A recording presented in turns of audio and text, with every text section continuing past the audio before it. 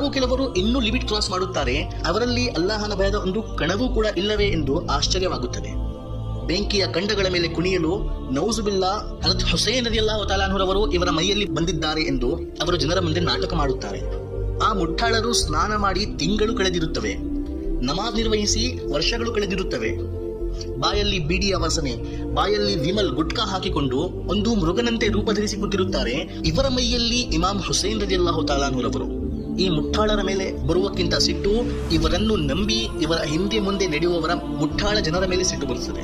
ಸ್ವಲ್ಪವೂ ಬುದ್ಧಿ ಉಪಯೋಗಿಸಿದರೆ ಈ ವಂಚಕರ ಸತ್ಯ ನೋಡಬಹುದು. ಆದರೆ ಕಣ್ಣು ಮುಚ್ಚಿ ಈ ಹುಚ್ಚರ ಹಿಂದೆ ಓಡುವ ಈ ಮುಠಾಳರು ವೀಕ್ಷಕರೇ, ಒಂದು ವ್ಯಕ್ತಿ ಅವರು ಎಷ್ಟೇ ನಮಾಜಿ ಆಗಿರಲಿ, ಹಾಜಿ ಆಗಿರಲಿ, ಆಬಿದ್ ಆಗಿರಲಿ, ವಲಿ ಆಗಿರಲಿ, ಅವರು ಅಲ್ಲಾಹನ ಪ್ರಿಯ ಭಕ್ತರು ಆಗಲು ಸಾಧ್ಯ. ಆದರೆ ಅವರ ಮೈ ಮೇಲೆ ಇಮಾಮ್ ಹುಸೇನ್ ರಲಿಯಲ್ಲಾಹು ತಆಲಾ ಅನ್ಹುರವರು ಬಹಳ ದೂರದ ಮಾತು, ಒಂದು ಮಾಮೂಲಿ ವಲಿ ಕೂಡ ಅವರ ಮೈ ಮೇಲೆ ಬರುವುದಿಲ್ಲ. ಹಾಗೂ ಈ ರೀತಿ ಬೆಂಕಿಯ ಮೇಲೆ ನಡೆದು ಕುಣಿದು ನಮ್ಮ ದೇಹವನ್ನು ಹಾನಿ ನೀಡುವುದು ಇವೆಲ್ಲವೂ ಮಹಾಪಾಪ ವೀಕ್ಷಕರೇ. ನಮ್ಮ ಈ ದೇಹ ನಮ್ಮ ಅಪ್ಪನ ಆಸ್ತಿ ಅಲ್ಲ, ಇದು ಅಲ್ಲಾಹನ ಅಮಾನತ್ ವೀಕ್ಷಕರೇ. ನಾವು ಇದರ ಹಿಫಾಜತ್ ಮಾಡಬೇಕು, ಇದರ ಸುರಕ್ಷತೆ ಮಾಡಬೇಕು.